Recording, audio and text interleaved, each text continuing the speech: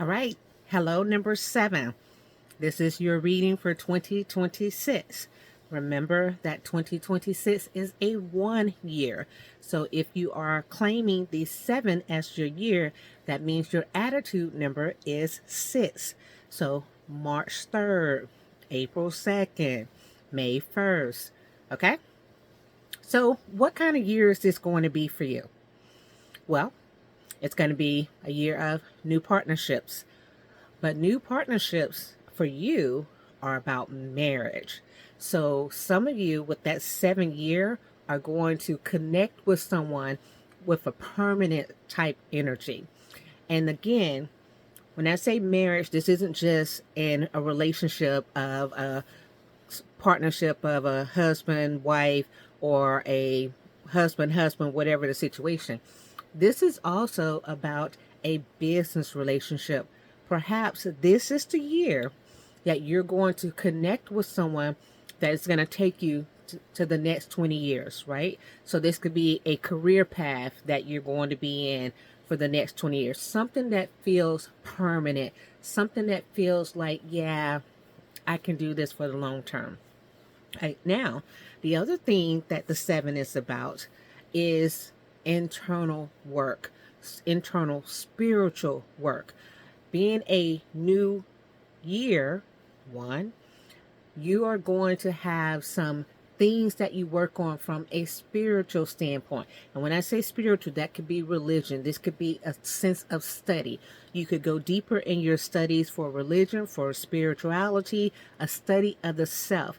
You could get my book and do the self mastery. This would be a good year for you to do that.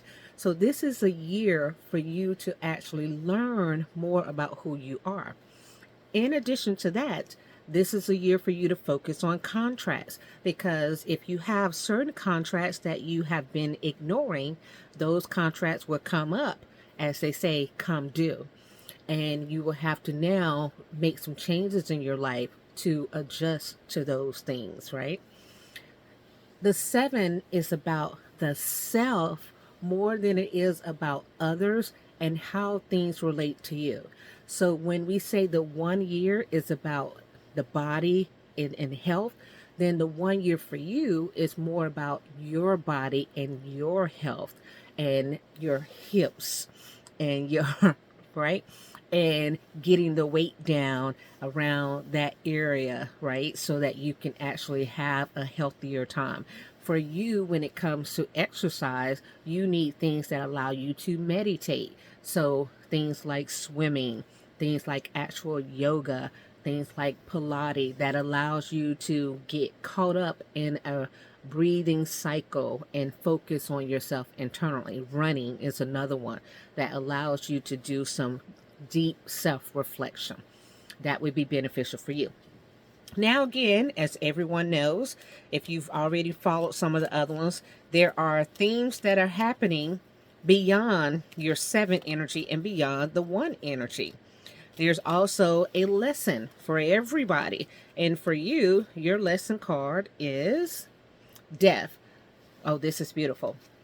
I am learning that endings are merely beginnings. 2025 was a year of death because it was the 9 and it was all about endings and having to let go. And maybe for you, that was you had to let go of a partner, you had to let go of a job, you had to let go of a spiritual or religious belief. And now you're in new beginnings, new job, new career, new partner, new life, new outlook, new assessment. So it's new for you because you had to release things. But death also has to have a grief process. So this year would be a good time for you to also actively grieve the things that you had to let go so that you could heal from losing them. From numerology, there's also a number that will follow you around during this year, and that energy of that number will be a theme for you as well. And for you, it is going to be, oh, great, 78, spiritual career. Very lovely. So You could become a spiritual teacher, a spiritual master of sorts, but you have to do the internal work. If you have been doing the work for all these many years prior to this time, this may be the year that you step out and open your spiritual business to assist others. And if you don't do it in January, the theme might just come up and come up and come up. Now, of course, January is a month for that. July is a month for that, right? So you might not do it in January, but by July, you might be like, what the hell? I'm going for it. Now, even if you don't actually open up a spiritual business, you might become more of a spiritual teacher to those around you. Okay? All right. Hope you find this helpful. Remember, leave me a comment, tell me if you like this video.